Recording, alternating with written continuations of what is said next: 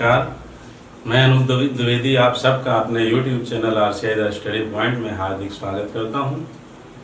आज अभ्यास प्रश्न की ये श्रृंखला आपके लिए बहुत उपयोगी होने वाली है। वीडियो को आप प्रारंभ से लेकर अंत तक देखा करें, एक भी प्रश्न को छोड़े ना, क्योंकि कौन सा प्रश्न आपके प्रश्न पत्र में रखा हो ये नहीं कहा जा सकता है। तो देखिए, विलंब न करते हुए सीधे आप टॉपिक से जुड़िए। उबटन का तत्सम रूप है। अब ऑप्शन में दिया रहेगा ऊर्ध्वतन और उद्वर्तन, दोनों में से कौन सा सही है? पढ़ा है? बिल्कुल ये गलत है, यह सही है, उद्वर्तन। यही यहां लिख दे रहे हैं। इसके बाद है धूसर किसका पर्याय है? तो वैशाख नंदन, राशग, गदहा, धूसर, खर, यह सभी गधा के पर्यायवाची शब्द हैं। फिर है प्रयोगवाद की जन्मदात्री पत्रिका है। प्रयोगवाद की जन्मदात्री पत्रिका बताइए कौन सी है? प्रयोगवाद की जन्मदात्री पत्रिका, बिल्कुल। प्रयोगवाद के प्रवर्तक कौन है? अज्ञेय। और अज्ञेय ने किस पत्रिका का संपादन किया? कार सप्ताह।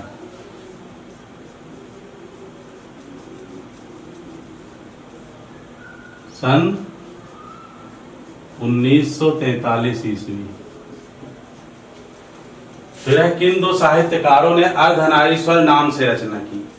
अर्धनारीश्वर यह रचना, इस रचना के दो रचनाकार हैं, इस नाम से लिखा है। तो पहले हैं विष्णु प्रभाकर, उपन्यास है इनका विष्णु प्रभाकर, और दूसरे हैं रामधारी सिंह दिनकर।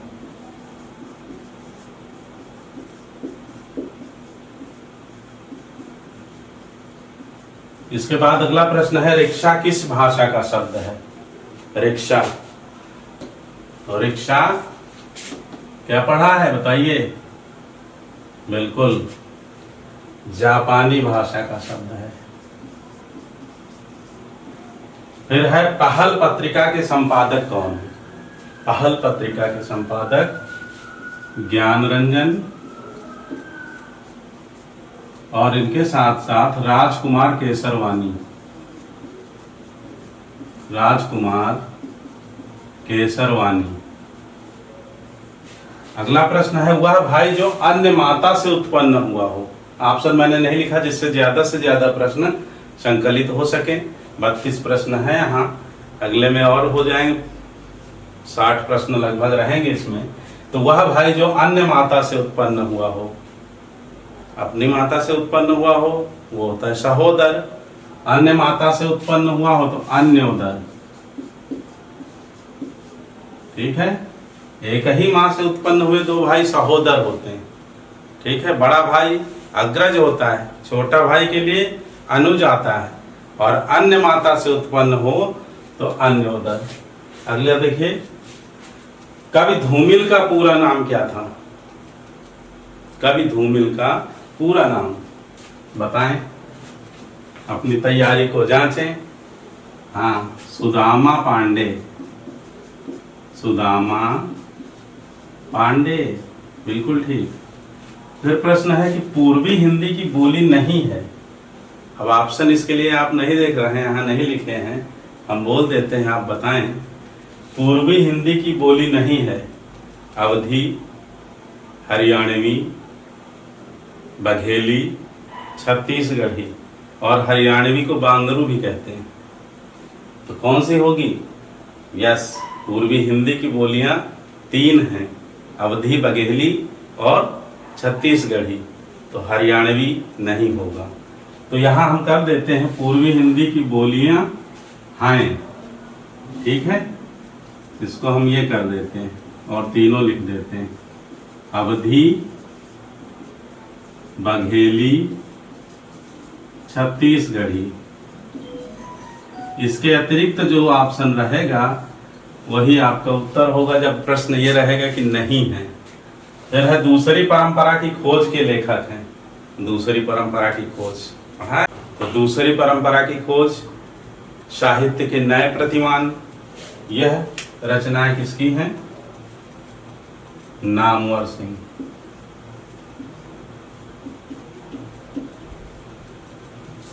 ठीक है, कविता के नए प्रतिमान नामवर सिंह और नई कविता के प्रतिमान लक्ष्मीकांत वर्मा। कंफ्यूज मत होना। अगला देखिए, अशुद्ध है और इसमें है यानी, यानी, सूची, शुष्क। तो अब आप देख रहे हैं सूची और शुष्क दो शब्द अलग हैं और दो एक जैसे हैं, यानी और यानी, तो इसी में से एक गलत होगा। और ये टीजीटी और पीजीटी दोनों में पूछा गया, तो कौन गलत है, यानी या यानी? बिल्कुल ठीक, यानी गलत है, यानी शुद्ध है, यही लिखा जाता है, यानी। फिर है महावीर प्रसाद द्विवेदी ने सरस्वती पत्रिका का संपादन कब संभाला, कब प्रारंभ किया? किसके द्वारा? महावीर प्रसाद द्विवेदी के द्वारा। तो सन 1903 ईस्वी। प्रारंभ कब हुआ सरस्वती पत्रिका का संपादन? 1900 से। श्याम सुंदर दास उसके पहले, इनके पहले संभाल रहे थे उत्तर कार्य, और उसके बाद महावीर प्रसाद द्विवेदी ने सन 1903 से इसका संपादन कार्य संभाला। फिर है भूषण का वास्तविक नाम क्या था? भूषण रीतिकालीन सिद्ध कवि रहे हैं और वीर रस प्रधान रचनाएं इन्होंने लिखी हैं। तो इनका वास्तविक नाम क्या था, याद है किसी को? घनश्याम। आगे बढ़ते हैं। सप्तपर्णा किसकी कृति है? सप्तपर्णा। तो सप्तपर्णा महादेवी वर्मा की कृति। किसकी कृति है? महादेवी वर्मा।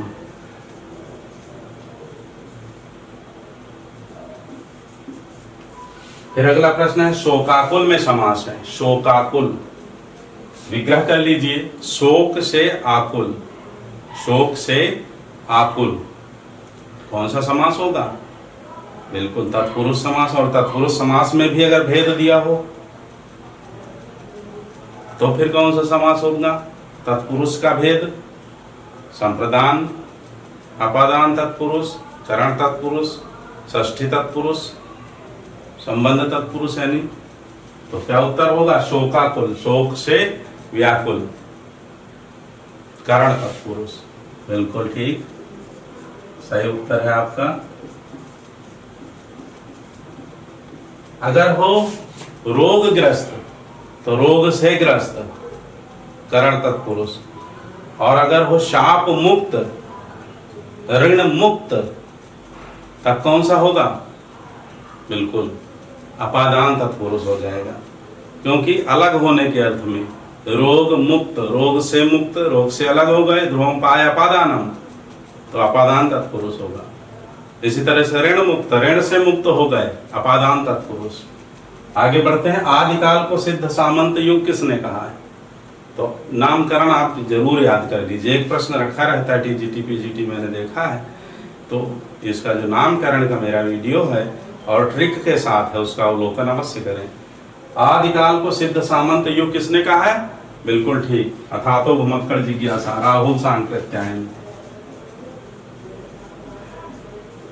राहुल सांकृत्यायन। फिर है गोधूम का तद्भव है, यानी गोधूम किस शब्द का तत्सम शब्द है? तो क्या उत्तर होगा? गेहूं। गेहूं का तत्सम गोधूम है। फिर है तल्लीन का संधि विच्छेद कीजिए, क्या होगा? तत् प्लस लीन। और कौन सी संधि है? व्यंजन संधि। तत् प्लस लीन, तल्लीन। ठीक, तन्मय है तो तत् प्लस मय, तन्मय। फिर है बहती गंगा में हाथ धोना। बहती गंगा में हाथ धोना, मुहावरे का अर्थ क्या है? तो अवसर का लाभ लेना। क्या है इसका अर्थ? क्या होगा? बिल्कुल अवसर का लाभ लेना। और अविधा से निकालने बैठेंगे तो क्या होगा, गंगा जी बह रही, हाथ धो लिया। अविधा से नहीं, लक्षणा और व्यंजना, ठीक है, बुद्धि लगाना है।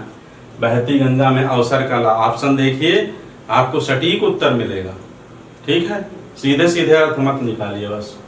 फिर तव्यत और अनियर प्रत्यय का प्रयोग होता है, जैसे पठनीय, करणीय, किसके लिए होता है? देखिए, पहला ऑप्शन है करने के अर्थ में, करना। दूसरा है चाहिए के अर्थ में, और तीसरा है चुका है के अर्थ में, और चौथा है इनमें से कोई नहीं। तो तव्यत और अनियर प्रत्यय का प्रयोग चाहिए के अर्थ में होता। आपने पढ़ा होगा, नहीं पढ़ा तो आज जान लीजिए। चाहिए के अर्थ में, जैसे करणीय, काम करना चाहिए। पठनीय, पुस्तक पढ़ने योग्य है, पढ़ना चाहिए। ठीक है। माता, मिलन का मत नाम लो, मैं विरह में चिर हूं। मिलन का मत नाम लो, मैं विरह में चिर हूं। ये पंक्ति किसकी है? ऑप्शन है महादेवी वर्मा, महाश्वेता देवी, मीराबाई, या फिर सुमित्रा नंदन पंत। क्या उत्तर होगा? बिल्कुल ठीक, महादेवी वर्मा। आधुनिक युग की मीरा कही जाती हैं, और इनका दर्शन क्या है? बौद्ध दर्शन का जो दुखवाद है, वह इनका दर्शन है। उस पर आधारित इन्होंने मैं नीर भरी दुख की बदली, अगर पंक्ति पूछी जाए किसकी है? मैं नीर भरी दुख की बदली, उमड़ी कल थी वह आज चली, महादेवी वर्मा। आधुनिक युग की मीरा प्रश्न पूछा जाए, क्या उत्तर होगा? महादेवी वर्मा। मिलन का मत नाम लो, मैं विरह में चिर हूं, महादेवी वर्मा। रहने दो हे देव, मेरा मिलने का है अधिकार, मिटने का अधिकार, किसकी पंक्ति है? महादेवी वर्मा। फिर है उच्चारण शब्द में उत्सर्ग, उपसर्ग क्या है? उच्चारण, तो विग्रह कर दीजिए, उत प्लस चारण, उत उपसर्ग है। उत, तो उत उपसर्ग हो गया, यही आपका उत्तर है। ऑप्शन में दिए रहेंगे, जो उत होगा उसी को आप सही कर दीजिए। फिर पंजाबी की लिपि है, तो पंजाबी की लिपि क्या है? बिल्कुल आपने सीखा है, पढ़ा है, गुरुमुखी। क्या लिखेंगे? गुरुमुखी। और ये सब पूछे गए प्रश्न हैं, कोई प्रश्न मैंने अपनी तरफ से नहीं लिखा है, सारे प्रश्न पूछे गए विगत वर्षों के हैं।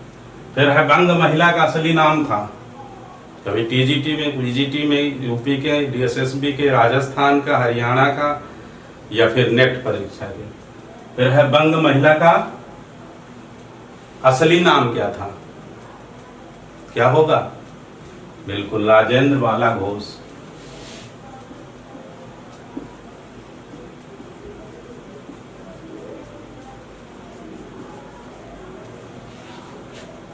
फिर 8 मास बीते जजमान, अब तो करो दक्षिणा दान।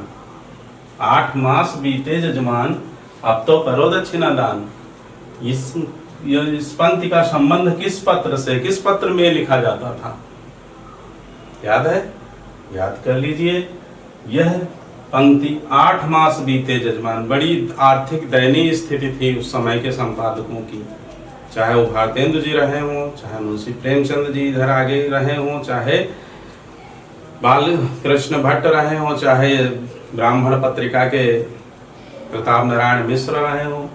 तो यह ब्राह्मण पत्रिका के संपादक प्रताप नारायण मिश्र ने अपने पत्र में लिखा था। बहुत मुश्किल से संपादन कार्य चल रहा था, आर्थिक अभाव था, तो उन्होंने अपने हृदय की पीड़ा को अपने पत्र ब्राह्मण में, देश गुलाम था, सरकार से कोई आर्थिक मदद मिल नहीं रही थी, देश में राष्ट्रीय चेतना का विकास करना था, जन जन तक पहुंचाना था अपनी बात, तो ऐसे महनीय कार्य में लगे हुए पंडित प्रताप नारायण मिश्र ने अपने ब्राह्मण पत्रिका के अंक में, पत्र के अंक में यह पंक्ति लिखी थी। ठीक है, तो किससे संबंध है? ब्राह्मण से। पत्रिका, पत्र पत्रिका पूछे तो, और यदि किस संपादक से संबंधित है यह प्रश्न पूछे, यद्यपि प्रश्न यही आया कि किस संपादक से संबंधित है, तो आपका उत्तर होगा पंडित प्रताप नारायण मिश्र। फिर है भारव की माता का नाम क्या था, तो याद कर लीजिए। संस्कृत साहित्य का जो एक 30-35 मिनट का मुश्किल से है वीडियो, उसमें सब समाहित, सब संकलित है। आप उसे देख लीजिए, रट लीजिए, 2 बार 4 बार, जितनी बार में याद हो जाए। तो भारव की माता का नाम याद हो जाएगा आपको, सुशीला। भारविका की रचना है किरातार्जुनीयम, वीर रस प्रधान है, ठीक है। और इसमें सर्ग जो है 18 है। फिर आगे श्रीहर्ष के पिता का नाम क्या है, तो श्रीहर्ष के पिता का नाम, ये भी पीजीटी में पूछा गया है। तो आप संस्कृत साहित्य का अवलोकन अवश्य करें जो वीडियो है, ठीक है। श्रीहर्ष के पिता का नाम हीर, क्या था, हीर। और माता का नाम क्या था, मामल देवी। तो ये पिता होगा और माता, यहाँ पिता का नाम केवल पूछा जा रहा है, माता का नहीं पूछा जा रहा है। मैंने लिख दिया, माँ का नाम है, माता का, और ये पिता। फिर भिक्षुकः पादेन खंजः अस्ति में विभक्ति कौन सी है, भिक्षुकः पादेन खंजः अस्ति, एनांग विकारः, याद करिए, एनांग विकारः यानी 3 पाए की कुर्सी, याद आया, 4 पाई सीखा है, पढ़ा है, विभक्ति का वीडियो देखा है, नहीं देखा तो आप अवलोकन करें। भिक्षुका पादेन खंजा, एनांग विकारा, सूत्र है तृतीया विभक्ति। कौन सी विभक्ति होगी, तृतीया। फिर अगला प्रश्न है कुतुबन के गुरु कौन थे, कुतुबन, याद आई पत्रिका, सूफी काव्य, बिल्कुल, मृगावती। तो मृगावती के प्रसिद्ध यशस्वी रचनाकार कौन है, कुतुबन।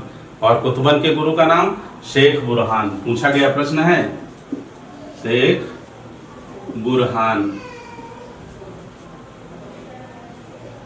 फिर अगला प्रश्न है हार की जीत कहानी के लेखक, वही बाबा भारती, डाकू खड्ग सिंह। हार की जीत पढ़ी है सबने कहानी, तो इस कहानी का के कहानीकार कौन है, बिल्कुल सुदर्शन, याद रखिए, सुदर्शन। अगला प्रश्न, रसों की संख्या 8 किसने मानी, मम्मट ने, रुद्रट ने, भामा ने, भरत मुनि ने, क्या उत्तर होगा, भरत मुनि। विभावानुभाव व्यभिचारी संयोगादृश निष्पत्ति, विभाव अनुभाव व्यभिचारी भाव यानी संचारी भाव तथा स्थायी भाव के संयोग से रस की निष्पत्ति होती है, किसने कहा, सेम ऐसे प्रश्न रखा गया है पीजीटी में। तो यह सूत्र भरत मुनि का है, भरत मुनि ने कहा। किसमें कहा है, नाट्य शास्त्र में कहा है।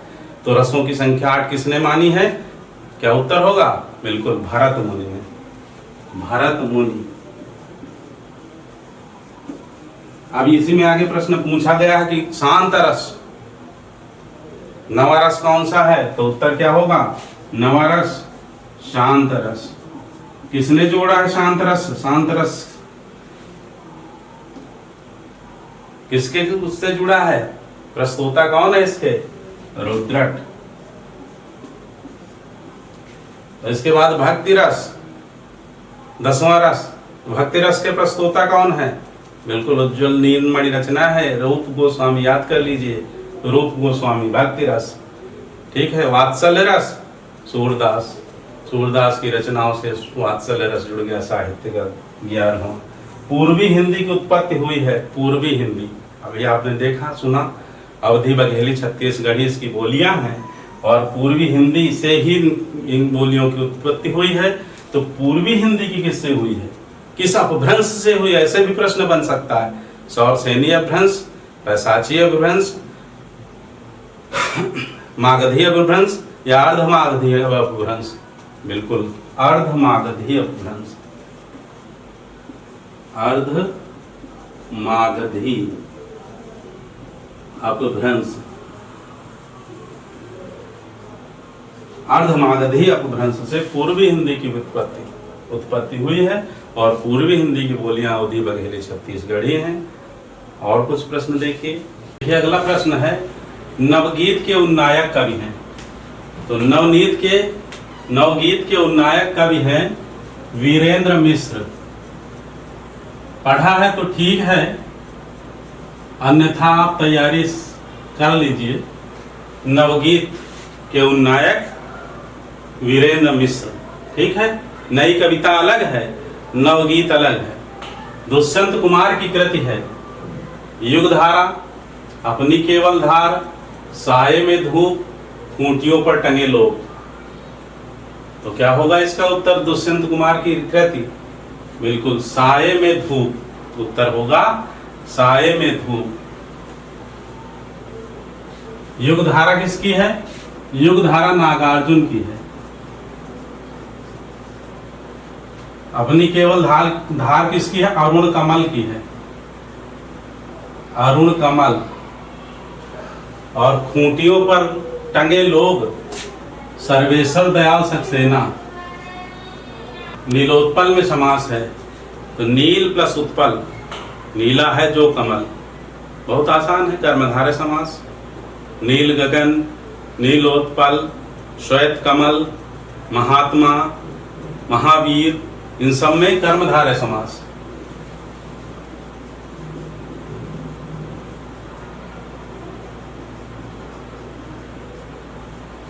और अगर पीतांबर आ जाए, पीतांबर तो पीला वस्त्र है जिसका निकालेंगे, अर्थात श्री कृष्ण, बहुब्रीहि समास होगा। और यदि विग्रह इस तरह से हो, पीला वस्त्र है जो, तो कर्मधारय होगा, ठीक है।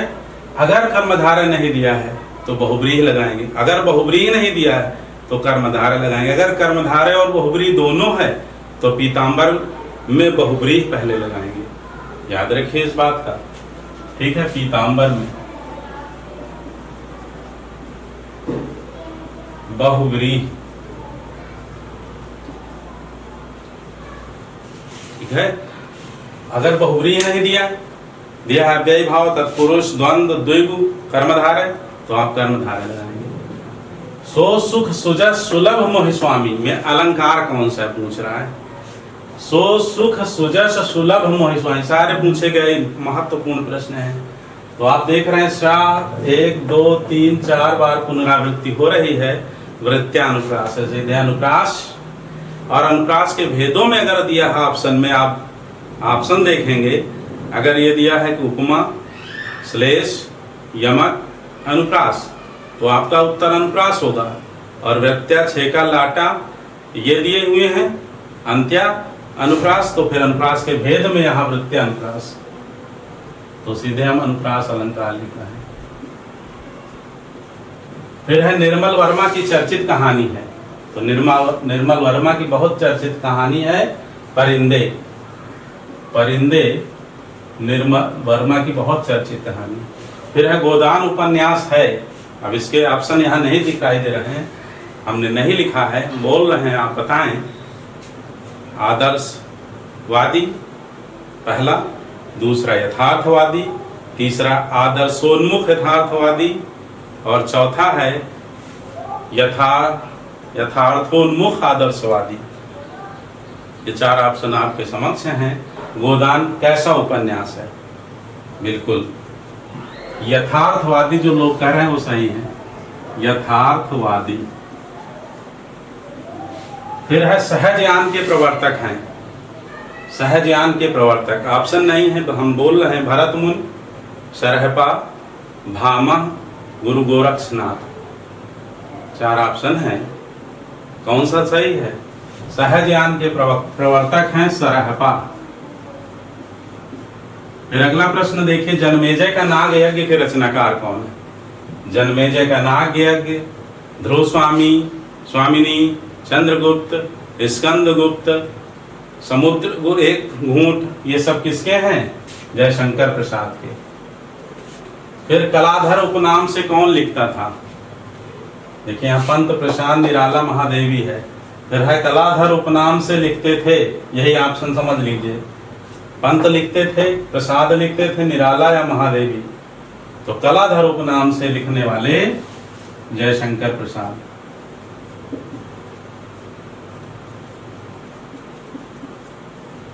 फिर अगला है ध्वनि संप्रदाय के प्रवर्तक हैं, आपने अभी पढ़ा है ध्वनि संप्रदाय, आनंद वर्धन। आनंद वर्धन। क्या उत्तर होगा? आनंद वर्धन।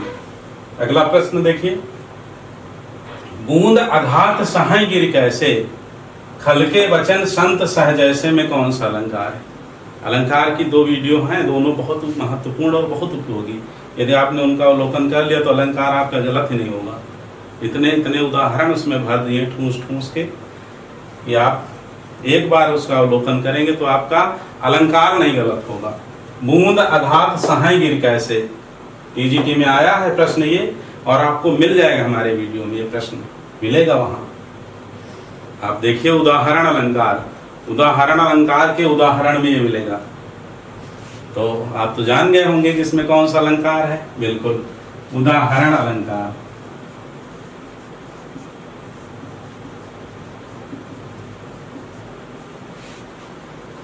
अर्थ समझ लीजिए, गोस्वामी तुलसीदास रामचरितमानस में लिखते हैं कि बूंदों का आघात, जो वर्षा की बूंदे हैं उनका आघात, उनकी चोट गिर कैसे, पर्वत कैसे सहते हैं, जैसे दुष्ट के वचनों को संत सह जाते हैं। ऐसे ही तेज मूसलाधार बारिश होती तो उनका आघात वेग से आता है। E=mc² सूत्र है, कितना वेग बढ़ जाता है। तो बूंद आघात सहाय गिर कैसे, हल्के वचन संत सह, जैसे दुष्ट के वचनों को संत सह लेते हैं। तो ये जैसे जो दिया उदाहरण है, तो उदाहरण अलंकार का यह उदाहरण। सुदामा चरित के लेखक हैं, देखिए बहुत महत्वपूर्ण है। आप नंददास की सारी रचनाएं याद कर लीजिए, नंददास की भी, सूरदास की भी, कृष्णदास की भी 2-3 हैं, ज्यादा नहीं है। तो नंददास का है सुदामा चरित। अन्य इनकी रचना याद करने के लिए बहुत आसान है, जैसे रस मंजरी जोड़ते जाइए, रस मंजरी, रूप मंजरी, रस फिर रूप फिर विरह फिर मान मंजरी, रस रूप विरह सब में मंजरी लगा दीजिए। रस मंजरी, रूप मंजरी, विरह मंजरी, मान मंजरी, रुक्मिणी मंगल,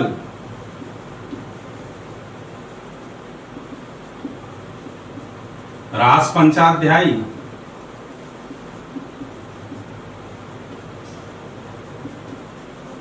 रास पंचाध्यायी, सिद्धांत पंचाध्यायी,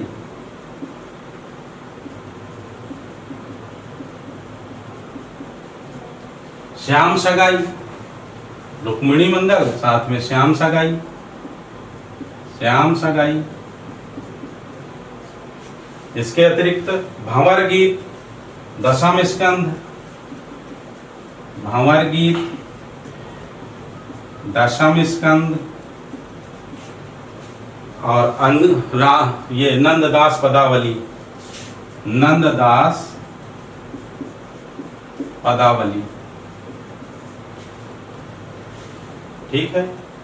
रुक्मिणी मंगल, भंवर गीत, दशम स्कंद, नंददास पदावली, सिद्धांत पंचाध्यायी, और ये तो बहुत आसान है, रस मंजरी, रूप मंजरी, विरह मंजरी, मान मंजरी, और साथ में अनेकार्थ मंजरी, ये भी इनकी है, अनेकार्थ मंजरी। तो इस तरह से नंददास की रचनाएं हैं। नंददास समझ लीजिए अष्टछाप के कवियों में सूरदास के बाद सबसे विद्वान और सबसे ओजस्वी कवि नंददास रहे। फिर है महाश्वेता, किसका पर्यायवाची? तो महाश्वेता सरस्वती का पर्यायवाची। ऑप्शन हमने नहीं बोला, सीधे लिख दिया।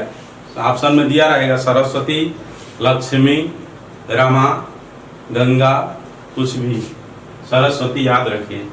फिर है पुल्लिंग शब्द है, पुल्लिंग स्त्रीलिंग छांटने के लिए मैंने बता रखा है ट्रिक, आप सेंटेंस बना लीजिए, क्लियर हो जाएगा पुल्लिंग है कि स्त्रीलिंग। तो देखिए पहला है दया, उसने जीवों पर दया की, दया श्रेष्ठ गुण है, ठीक है, दया की गई, दया दिखाई गई, दया स्त्रीलिंग है। निर्धनता, निर्धनता काटना बहुत मुश्किल होता है, निर्धनता नहीं कटती। बुढ़ापा, नहीं कटता, बुढ़ापा नहीं कटती नहीं बोलेंगे। तो बुढ़ापा पुल्लिंग शब्द है। दुर्घटना हो गई स्त्रीलिंग है। बुढ़ापा नहीं कटता, बुढ़ापा कष्टकारी होता है, ये नहीं कहेंगे बुढ़ापा कष्टकारी होती है। तो आप सेंटेंस बनाएंगे तो क्लियर हो जाएगा। तो पुल्लिंग शब्द क्या है? बुढ़ापा। फिर अगला है उपत्यका का विलोम है।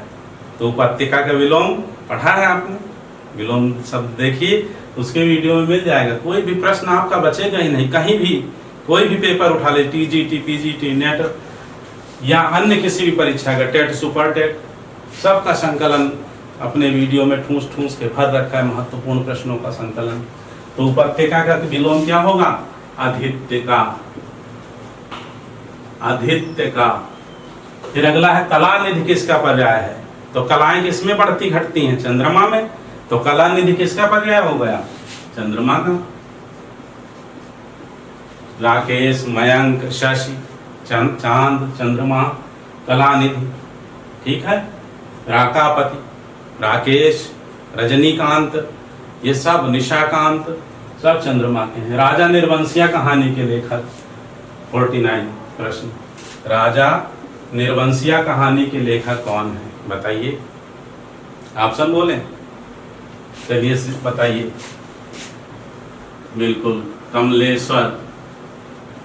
अच्छी तैयारी की आप लोगों ने, और जिसने नहीं पढ़ा है पढ़ते रहिए, अभ्यास प्रश्न खूब करते रहिए, क्योंकि अब अभ्यास का ही समय है। और उसमें देखिए मॉडल पेपर में या फिर शिल्पी से जो पोर्शन वीक है उसको अच्छे से पढ़िए और फिर करिए सेट।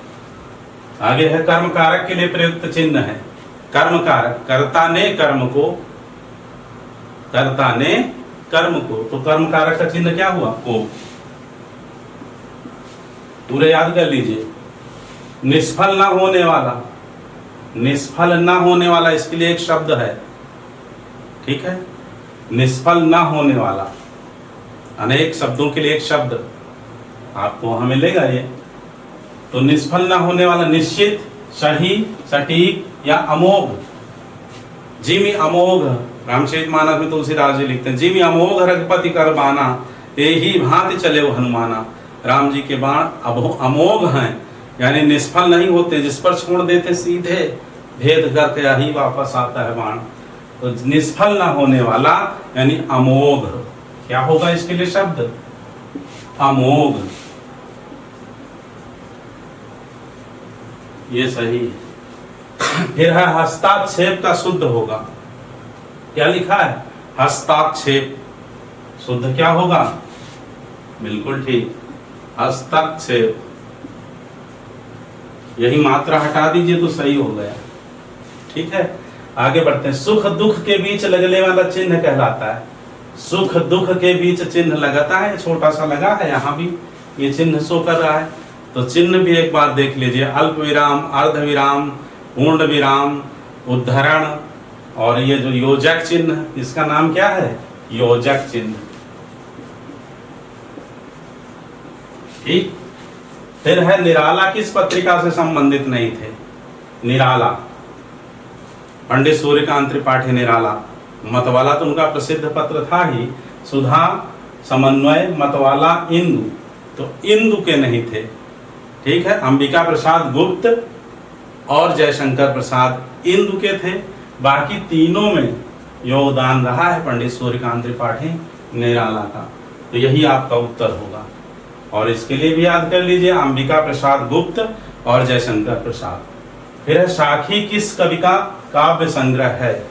साखी, साखी वो नहीं, साखी समत सबद रमैनी बीजक कबीरदास नहीं, साखी किस कवि का काव्य संग्रह है? अगर कबीर ऑप्शन में पहले दिया है तो आप रुके ठहरे, पूछ रहा है काव्य संग्रह, तो विजय देव नारायण शाही का है। किसका है ये? विजय देव नारायण शाही, ठीक है। आगे बढ़ते हैं। अंगद पैज किसकी रचना है? अंगद पैज, भरत मिलाप, और इसके अतिरिक्त सत्यवती कथा। अंगद पैज, भरत मिलाप, और सत्यवती कथा, ये सभी सत्यवती कथा 1501 में लिखी गई। 1501 ईश्वर दास की रचना है। और आचार्य रामचंद्र शुक्ल ने सत्यवती कथा को न तो भक्ति काल में रखा है और न रीति काल में। ठीक है, तो सत्यवती कथा भी बहुत महत्वपूर्ण है, पूछी जाती है रचना। सत्यवती कथा, भरत मिलाप, अंगद पैज, ये तीनों रचनाएं ईश्वर दास की हैं। किसकी हैं? ईश्वर दास की। ईश्वर दास, याद रखिए नाम। तीनों रचनाएं, अंगद पैज, भरत मिलाप और सत्यवती कथा। आगे बढ़ते, वागर्थ पत्रिका कहाँ से प्रकाशित होती है? तो वागर्थ पत्रिका भारतीय भाषा परिषद कोलकाता से प्रकाशित होती। भारतीय भाषा परिषद कोलकाता। तो कहाँ से प्रकाशित होती? तो सीधे शहर का नाम पूछा गया है विगत वर्षों में टीजीटी में, तो सीधे आपका उत्तर होगा कोलकाता। कोलकाता, ठीक है। कोलकाता, मुंबई, लखनऊ, इलाहाबाद या प्रयागराज ऑप्शन में रहेगा। आपका उत्तर होगा कोलकाता। वर्तमान में इसके संपादक कौन है? शंभुनाथ। इसके पहले इसके संपादक एकांत श्रीवास्तव थे। एकांत श्रीवास्तव। फिर स्वप्न का विलोम है, ऑप्शन दिए हैं। स्वप्न का विलोम, दिवा स्वप्न, खुमारी, निद्रा, जागरण। बताइए, स्वप्न, स्वप्न का है जागरण। बिल्कुल, स्वप्न का विलोम है जागरण। जागरण याद रखिए। फिर है अल्प प्राण ध्वनि है, क, ख, घ, ध। अल्प प्राण, तो आप महाप्राण की ट्रिक याद कर लीजिए, अल्प प्राण स्वतः निकल आएगा। महाप्राण के लिए क्या ट्रिक बताई? 24, क्योंकि हमारे प्राण 24 घंटा प्राण वायु चाहिए। 24 घंटे सोते जागते उठते बैठते खाते पीते 24 घंटे, यानी दूसरे और चौथे में महाप्राण। तो दूसरा और चौथा अंक जो है वो क्या होता है? प्रत्येक वर्ग का महाप्राण। तो बचा अल्प प्राण, पहला, तीसरा, पांचवा। तो पहला का पहला ही तो है, यही अल्प प्राण हो गया। देखिए, खा दूसरा है, घा चौथा है और त, थ, द, ध भी चौथा है। तो अल्प प्राण छांटना बहुत आसान है। आप महाप्राण 24 याद रखिए, तो का आंसर इसका हो जाएगा। फिर भूल गलती, कविता के कवि। अब भूल गलती करने का समय है नहीं, 1 महीना बचा है। 6-7 तारीख हो गई, 6-7-8 में एग्जाम है। तो भूल गलती नहीं करना है, पढ़ाई के लिए समर्पित हो जाना है। 24 घंटे में 10-12 घंटे आप अपने लिए निकालिए, अपनी पढ़ाई के लिए निकालिए। भूल गलती कविता के कवि कौन है? मुक्तिबोध, गजानन माधव मुक्तिबोध,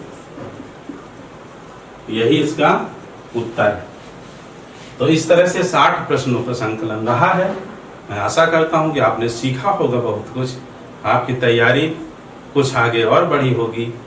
तो आप पढ़ते रहिए, तैयारी करते रहिए, खूब अभ्यास करते रहिए और मस्त रहिए।